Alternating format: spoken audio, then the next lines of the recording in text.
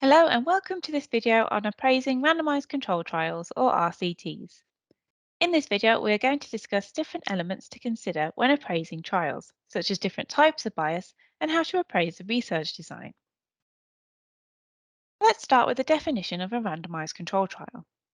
An RCT, as defined by CASP UK, is a trial in which participants are randomly assigned to one of two or more groups. The experimental group or groups receive the intervention or interventions being tested. The comparison group or the control group receive usual care or no treatment or a placebo.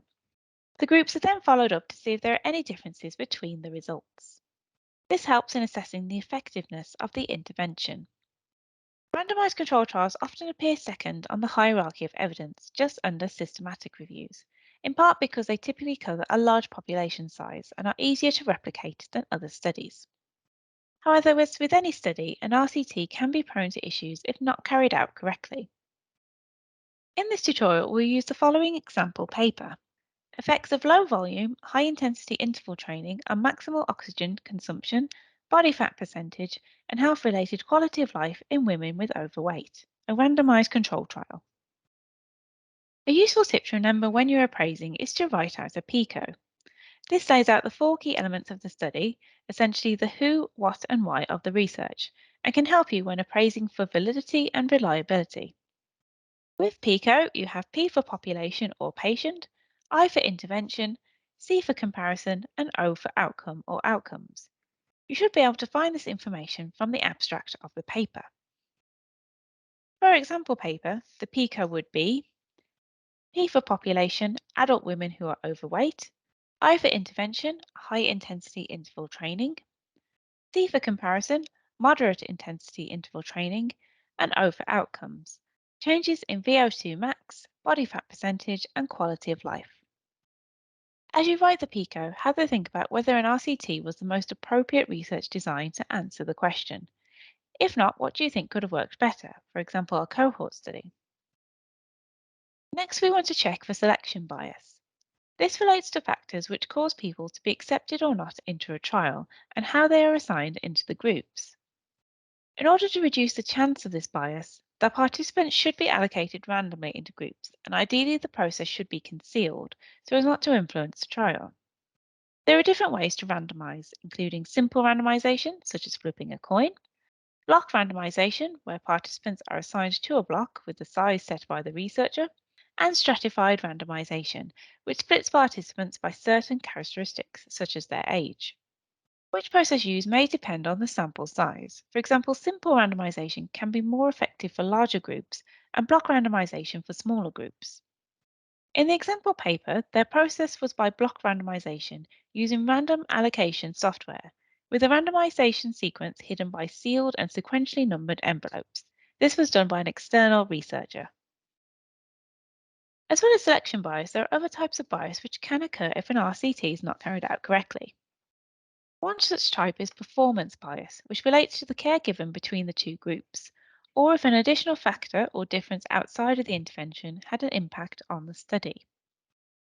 Connected to performance bias is detection bias, which can occur because of the knowledge the researcher and/or the participant had of which group they were in. This could then affect the evaluation of the outcomes. To reduce the risk of these two biases, the study should ideally be double-blinded, although occasionally this is not always possible, for example for ethical reasons, and you will see some single-blind studies in the literature.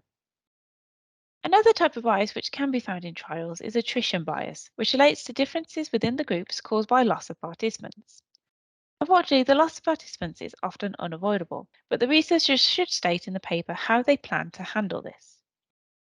With bias, you should check to see if any of these biases have occurred, but the researchers should also include a limitations section in the paper as well. Other areas to think about when appraising RCTs include checking for the sample size calculation, which highlights how many people are needed for the study, even when taking into account a loss of people, such as in our example paper, where they calculated a sample size of 17 participants per group, with a 10% increase due to possible losses, giving them a total of 37 people. Did the final number in the paper you're appraising fall below their indicated figure? What effect do you think this has? This could also be displayed in the paper as a power calculation, which is based on a pilot study or similar studies to get the sample size. You should also see evidence of follow-up between the groups and that the groups were treated equally.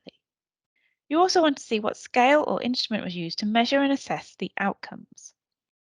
Check to make sure the researchers have included details of the protocol they use for the RCT, which should include information on what they are investigating and how this will be carried out.